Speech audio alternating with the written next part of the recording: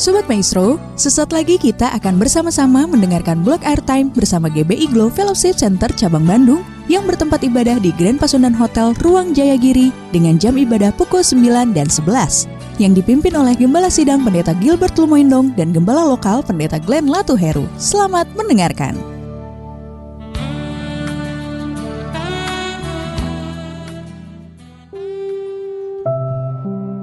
Selamat malam Sobat Maestro yang dikasih dalam Tuhan, puji Tuhan, Shalom.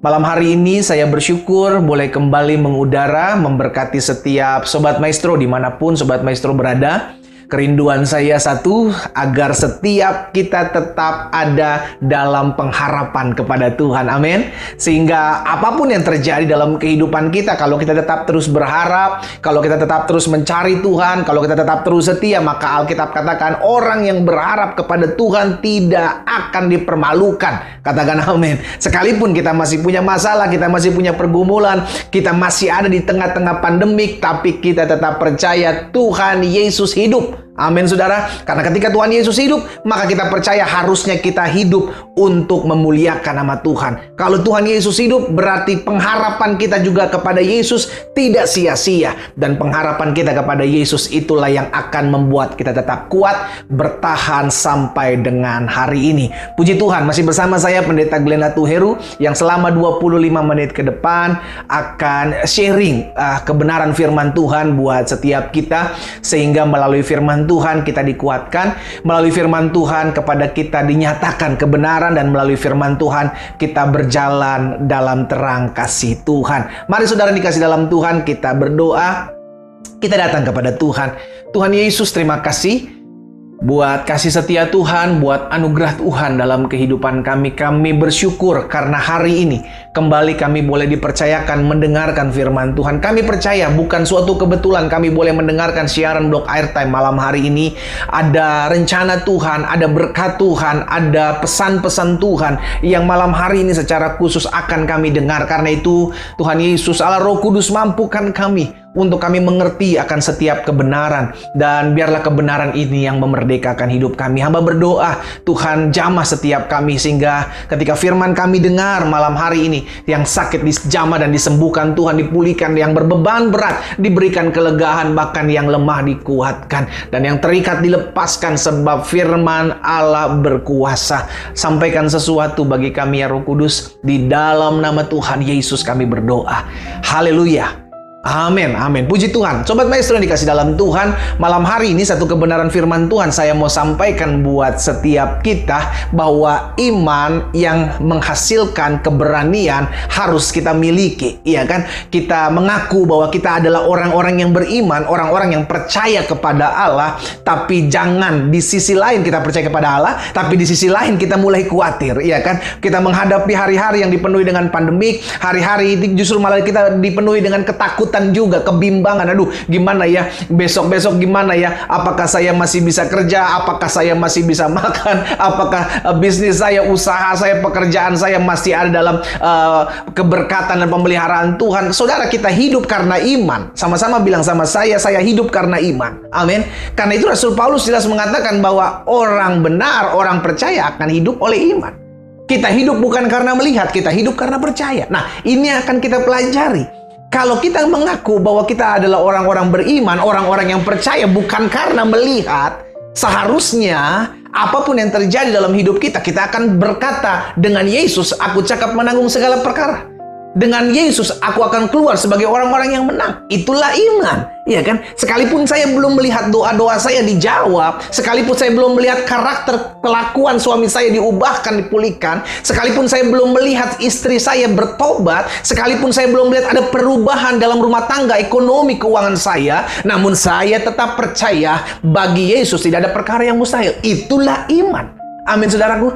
Sehingga akhirnya saya mau mengajak setiap umat Tuhan yang malam hari ini bergabung bersama-sama dalam mendengarkan firman Tuhan, ayo melalui iman kita harusnya ada keberanian dalam kita menjalani hidup. Bukan justru kekhawatiran, bukan justru kebimbangan, bukan justru akhirnya melahirkan stres-stres yang akhirnya membuat kita sulit tidur, ya kan? Udah mulai sulit tidur, lama-lama sulit bernafas, saudaraku. Sulit bernafas. Bukan karena COVID, tapi karena stres. Asam lambung naik ke paru-paru, naik ke jantung.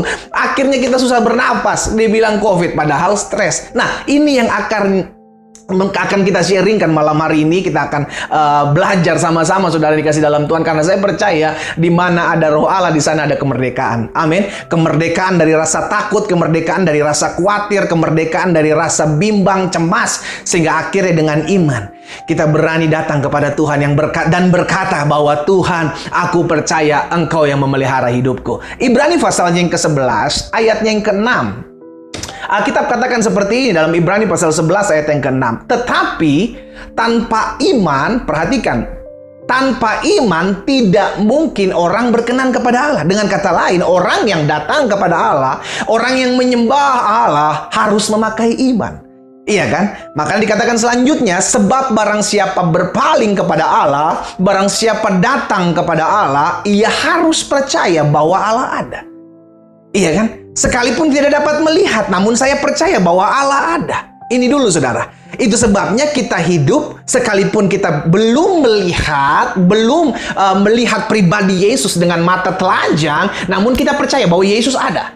Iya kan? Kita percaya bahwa Allah ada. Kapan Allah ada? Ketika kita menaikkan puji-pujian. Alkitab mencatat Allah bertahta di atas puji-pujian umatnya. Ketika kita di rumah memuji, menyembah Tuhan, maka kita percaya Allah hadir. Dan kalau Allah hadir dalam rohnya, maka Dia akan memerdekakan kita. Dia akan menyembuhkan kita. Dia akan memberikan kekuatan buat kita yang lemah. Kita harus percaya bahwa Allah ada. Dengan apa kita percaya bahwa Allah ada? Iman. Selanjutnya, dan bahwa Allah memberi upah. Nah, perhatikan. Allah memberi upah kepada orang yang sungguh-sungguh mencari Dia. Perhatikan, saudara ya. Jadi Tuhan tuh lihat hati. Kita datang kepada Tuhan, fokus kita apa nih? Berkat atau apa? Atau pribadi Dia? Kan begitu, saudara. Dan Tuhan lihat hati. Kalau memang kita sungguh-sungguh mencari Tuhan, wow, tergenapi apa yang dikatakan Tuhan Yesus. Barang siapa mencari kerajaan Allah serta kebenarannya terlebih dahulu, maka kepadanya akan ditambahkan segala yang baik. Itu yang kita percaya. Tapi yang dicari siapa? Kebenaran firman dulu. Yang dicari siapa? Pribadi Allah dulu. Bukan yang kita cari berkatnya. Bukan yang kita cari mujizatnya. Bukan yang kita cari kesembuhannya. Itu mengikuti. Sama-sama bilang sama saya, mengikuti. Tapi yang terlebih dahulu kita cari Tuhan. Karena firmannya jelas bilang, Allah memberi upah kepada orang yang sungguh-sungguh mencari Dia. Bukan sungguh-sungguh mencari berkat. Perhatikan, saudara, bukan sungguh-sungguh mencari kesembuhan. No, kita dapati berkat, kita dapati kesembuhan, kita dapati mujizat, kita dapati keterobosan ketika kita sungguh-sungguh mencari Dia. Itu namanya upah. Jadi kita bukan fokus kepada upahnya, tapi kepada pribadinya. Dan ingat, kita nggak bisa bohongin Dia. Kita bisa bohongin gembala kita bisa bohongin pengerja kita bisa bohongin orang-orang yang datang untuk melihat kita beribadah. Tapi Tuhan lihat hati. Ya kan, apalagi secara khusus di hari-hari ini mungkin masih ada beberapa gereja yang masih beribadah secara online. Nah, ini Tuhan lihat sungguh-sungguh. Kita beribadah secara online benar-benar ibadah nggak? Iya kan? Atau kita cuma sekedar nonton lah, cepet-cepetin lah, dicepet-cepetin nanti biar cepat doa berkat. Ya kan, saudara? Tuhan lihat, saudara. Tuhan lihat. Justru di masa-masa pandemik ini, secara khusus mereka yang ibadah secara online, Tuhan lihat. Apakah kita benar-benar sungguh-sungguh beribadah? Amin, saudara. Jadi hari ini kita lihat Ibrani 11 ayat 6 bahwa tanpa iman tidak mungkin orang berkenan kepada Allah. Karena orang yang datang kepada Allah, orang yang berpaling kepada Allah, ia harus pakai iman. Dan ia harus percaya bahwa Allah ada. Allah memberi upah kepada orang sungguh-sungguh mencari Dia. Selanjutnya Ibrani 11 ayat 17 sampai dengan 19. Nah, ini kita mulai masuk.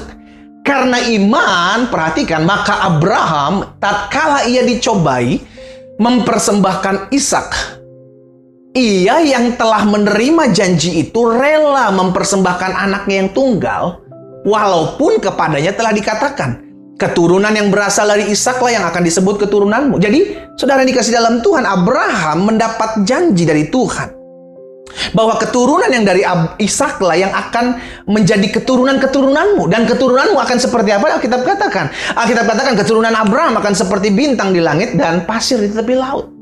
Tapi ketika Ishak lahir, Tuhan kembali minta, ayo bawa Ishak, untuk persembahkan kepadaku.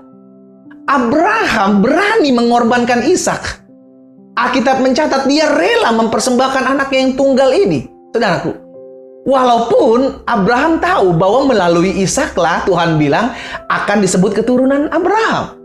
Kenapa Abraham berani? Nah, ini yang jadi kita pelajari. Kenapa Abraham berani mempersembahkan itu? Lihat ayat 19, saudara. Lihat ayat 19. Karena Abraham berpikir bahwa Allah berkuasa. Sama-sama bilang sama saya, Allah berkuasa. Kalau kita tahu bahwa Allah berkuasa, maka kita nggak usah takut akan apa yang akan kita makan, akan apa yang akan kita minum. Kalau kita tahu Allah berkuasa, kita nggak perlu khawatir Tuhan jaga suami saudara dimanapun suami saudara berada. Kalau kita tahu Allah kita berkuasa, maka saudara nggak usah takut istri saudara selingkuh, istri saudara dijaga Tuhan. Kalau kita tahu apa Allah kita adalah Allah yang berkuasa, maka kita percaya hari depan anak-anak kita dipegang Tuhan. Masa depan anak-anak kita dipegang Tuhan. Kalau kita tahu Allah berkuasa, maka dia sanggup menyediakan apa yang tidak pernah kita pikirkan, apa yang tidak pernah kita bayangkan, dia yang sediakan. Karena kita tahu Allah berkuasa. Perhatikan ayat 19. Abraham berpikir bahwa Allah berkuasa membangkitkan orang-orang sekalipun dari antara orang mati. Dan dari sana ia seakan-akan telah menerimanya kembali. Nah, jadi hari ini kita mengerti. Karena iman, makanya disebutlah bapak orang beriman si Abraham ini. Kenapa? Karena Abraham punya cara berpikir yang dahsyat. Inilah yang harus kita adopsi dari pemikiran Abraham. Bahwa Abraham percaya bahwa Allah berkuasa. Kalau Allah berkuasa mengambil Ishak daripadanya, maka Allah juga berkuasa untuk memberikan kembali Ishak yang lain. Untuk melahirkan keturunan-keturunan baginya kepada yang dijanjikan oleh Tuhan. Nah, sekarang jadi pertanyaan, kita mau nggak punya konsep pemikiran yang sama? Apa itu? Saya percaya Tuhan bahwa saya memiliki Allah yang berkuasa. Iya kan? Saya percaya Tuhan bahwa Tuhan saya berkuasa. Kalau Tuhan saya berkuasa, maka saya percaya ekonomi saya pasti dipulihkan Tuhan. Kalau Tuhan saya berkuasa, saya percaya mujizat masih terjadi sampai hari ini. Karena kita percaya Allah kita berkuasa, maka kita punya keberanian. Nah, makanya dari awal saya bilang bagaimana iman kita harusnya menghasilkan keberanian. Karena tidak sedikit anak-anak Tuhan yang ngakunya beriman, beribadah kepada Allah. Ingat, dari awal kita udah belajar, ya kan, bahwa orang beribadah kepada Allah itu mesti punya iman. Kenapa? Karena Allah tidak terlihat. Cara lihatnya bagaimana? Iman.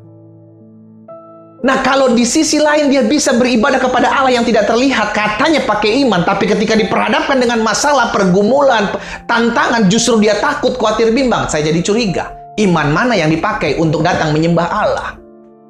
Sampai sini ngerti ya saudara ya? Sehingga akhirnya kita memahami harusnya iman yang sama yang kita datang kepada Allah, yang kita bisa melihat Allah dengan iman kita, iman yang sama itu harusnya kita bisa pakai untuk menghasilkan keberanian tatkala ada badai hidup. Tatkala ada sesuatu masalah pergumulan yang diperhadapkan dengan kita, iman itu harusnya menghasilkan keberanian.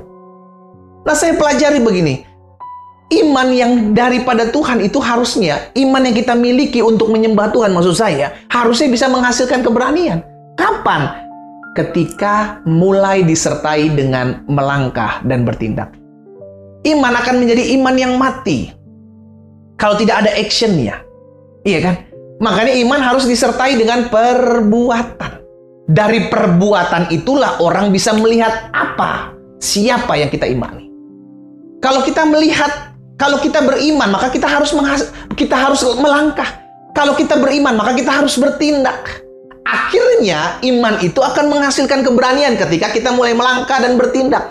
Seringkali iman tidak menghasilkan keberanian, iman tidak menghasilkan kekuatan. Karena apa? Karena kita stuck. Ya udah saya percaya aja deh. Ya udah saya percaya aja. No, percaya tapi mesti action dong. Percaya tapi mesti melangkah. Percaya tapi mesti bangkit.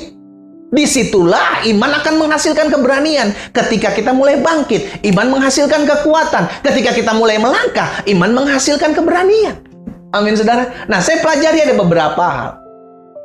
Iman dapat memberikan keberanian bagi kita. Kenapa? Karena yang pertama, iman kita bisa mengalahkan dunia. Sama-sama bilang sama saya mengalahkan dunia dengan iman. Sama-sama bilang sama saya mengalahkan dunia dengan iman. Iya kan? 1 Yohanes 5 ayat 4, Alkitab mencatat, semua yang lahir dari Allah mengalahkan dunia. Wow, saudara dan saya lahir dari Allah. Dari mana kita lahir dari Allah? Iman. Kepercayaan kita kepada Kristus. Dengan iman, inilah kemenangan yang mengalahkan dunia. Apa itu? Iman kita. Jadi sederhana. Kita bisa berkata tidak kepada dosa dengan iman. Kita bisa tidak mengikuti keinginan-keinginan daging dengan iman. Iya kan? Jadi benarlah apa yang dikatakan firman Tuhan. Semua orang yang lahir dari Allah, dia sudah mengalahkan dunia. Dan inilah kemenangan yang mengalahkan dunia, iman kita. Jadi saya pelajari yang pertama, saudara. Iman dapat memberikan keberanian. Ketika yang pertama, ketika kita menyadari bahwa iman kita mengalahkan dunia. Kita nggak akan pernah bisa mengalahkan dunia pakai kekuatan kita. Kita nggak akan pernah bisa mengalahkan dunia dan takluk kepada keinginan-keinginan daging, takluk kepada dosa ketika kita tidak memakai ini. Kita akan kalah, kita akan takluk kalau kita tidak menggunakan iman. Kenapa orang bisa mengalahkan dunia? Kenapa orang bisa mengalahkan keinginan-keinginan daging? Karena dia beriman. Kenapa dia beriman? Karena dia percaya dalam jerih lelah dia mencari Tuhan. Dalam jerih lelah dia dalam beribadah kepada Tuhan. Ada upah. Kekuatan itulah yang Tuhan karuniakan kepada orang-orang yang sungguh-sungguh mencari Dia. Amin. Kita percaya kok bahwa kita bisa mengalahkan dunia. Bagaimana sih kita mengalahkan dunia? Iman. Kita beriman bahwa suami kita akan dijamah Tuhan. Kita beriman bahwa istri kita akan dilawat Tuhan. Kita beriman bahwa ekonomi kita akan dipulihkan Tuhan. Kita beriman bahwa segala perkara dapat saya tanggung di dalam Yesus yang memberikan kekuatan kepada saya. Saya beriman. Kalau kita ngikutin dunia, kalau kita ngikutin apa kata orang tentang kita, kita akan stres. Kita akan stres, saudara. Kenapa? Karena kita akan ditaklukkan. Tapi dengan iman, kita percaya kepada sesuatu yang belum kita lihat. That's faith. Kita belum melihat suami kita dijamah. Kita belum lihat doa-doa kita dijawab Tuhan. Kita belum lihat sesuatu yang kita harapkan terjadi dalam kehidupan kita. Namun kita percaya, itulah iman. Dan iman itulah yang mengalahkan dunia. Sehingga akhirnya kita berani melangkah. Jadi iman dapat memberikan keberanian. Kenapa? Karena yang pertama, kita menyadari bahwa iman dapat mengalahkan dunia. Yang kedua, iman dapat memberikan keberanian kepada kita ketika kita menyadari bahwa hidup ini bukan soal siapa kita, namun siapa yang menyertai kita. Sama-sama bilang sama saya, bukan soal saya, tapi siapa yang menyertai saya. Saudara dikasih dalam Tuhan, Daud pernah berkata sama raksasa dari Filistin, ya kan, yang Alkitab catat sebagai Goliat. Dia bilang apa? Engkau mendatangi aku dengan tombak, engkau mendatangi aku dengan panah, engkau mendatangi aku dengan lembing, engkau mendatangi aku dengan pedang, tapi aku, kata Daud, mendatangi engkau dengan apa? Bukan dengan pribadiku.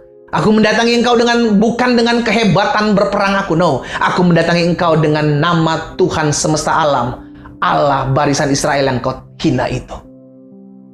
Daud menyadari siapa yang menyertai aku.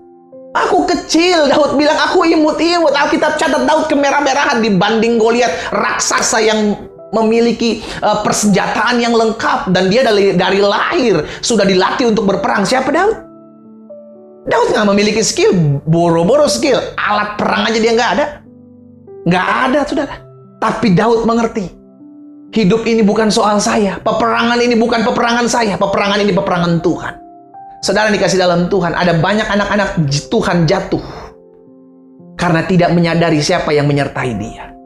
Ada banyak anak-anak Tuhan lemah karena lupa bahwa Tuhan menyertai hidupnya. Ada banyak anak-anak Tuhan menyerah karena tidak mengerti bahwa Tuhan tidak pernah memberikan sesuatu ujian lebih daripada kekuatannya. Hari ini, sebagai rekan sekerja Allah, sebagai hamba Allah, saya mengingatkan kepada setiap umat Tuhan, ingat, hidup ini bukan soal siapa kita.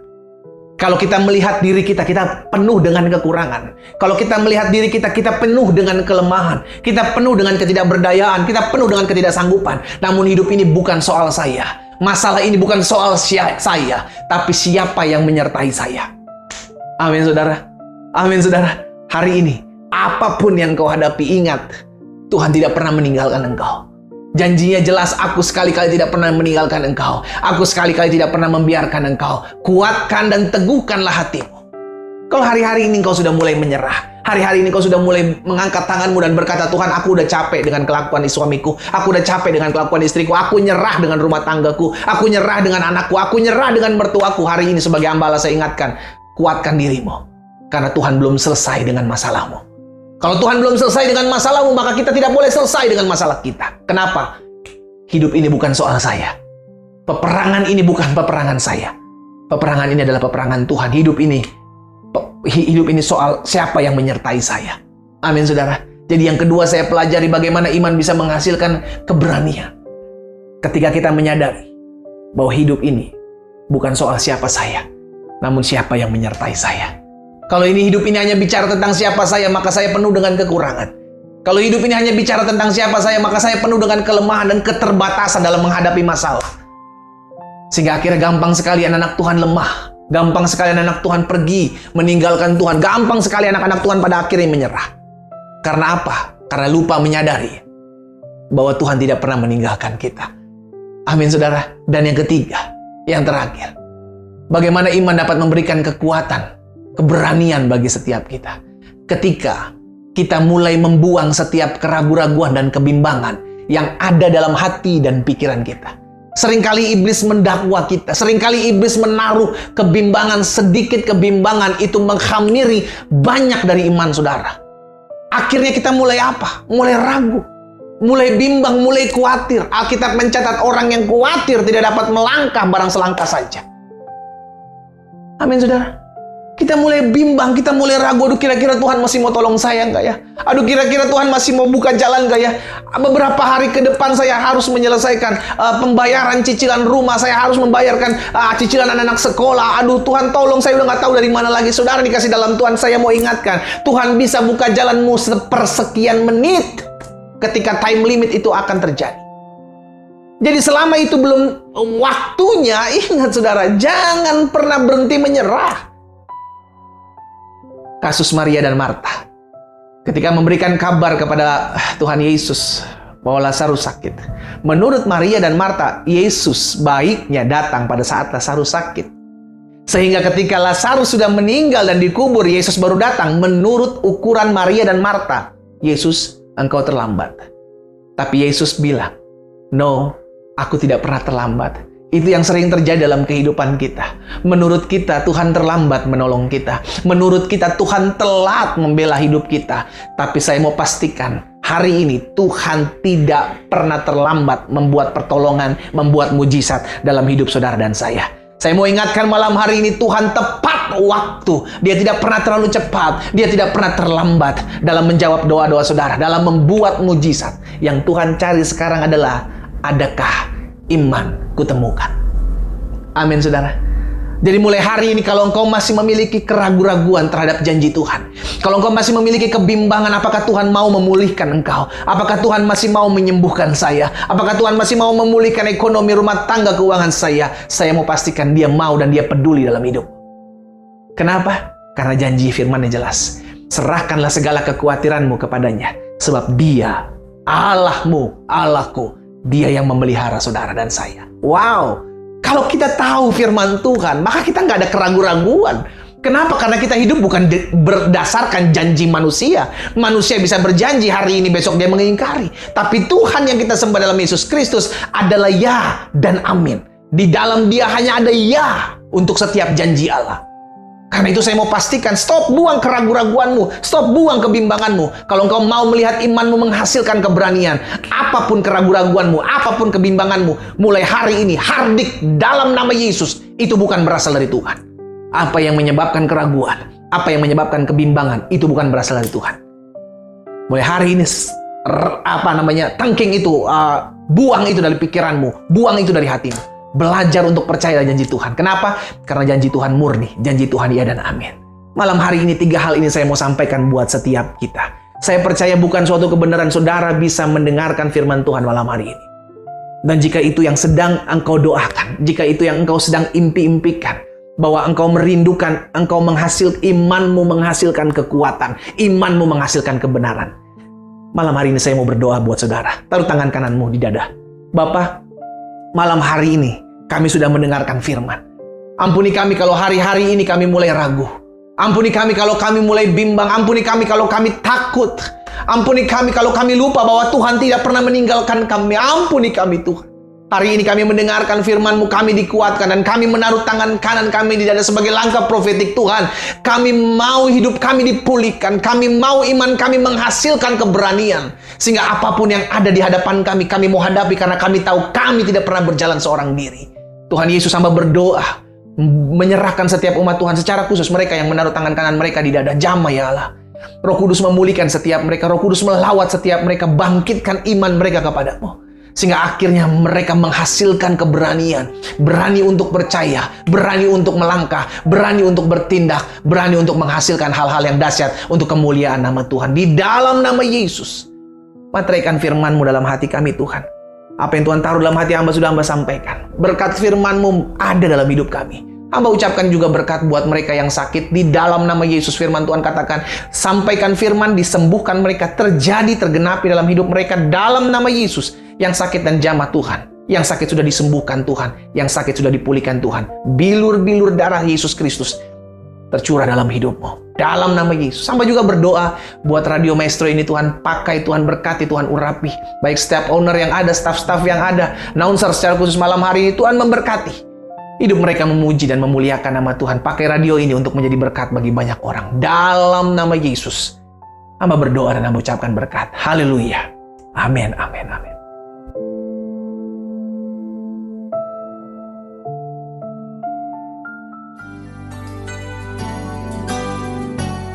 Sobat Maestro, Anda baru saja mendengarkan blog Airtime bersama GBI Glow Fellowship Center Cabang Bandung yang bertempat ibadah di Grand Pasundan Hotel Ruang Jayagiri dengan jam ibadah pukul 9 dan 11. Yang dipimpin oleh Gembala Sidang Pendeta Gilbert Lumoindong dan Gembala Lokal Pendeta Glenn Latuheru. Untuk informasi, doa dan konseling dapat menghubungi Pendeta Glenn Latuheru di nomor 0813 5607 8506. Terima kasih atas kebersamaan Anda dan Tuhan Yesus memberkati.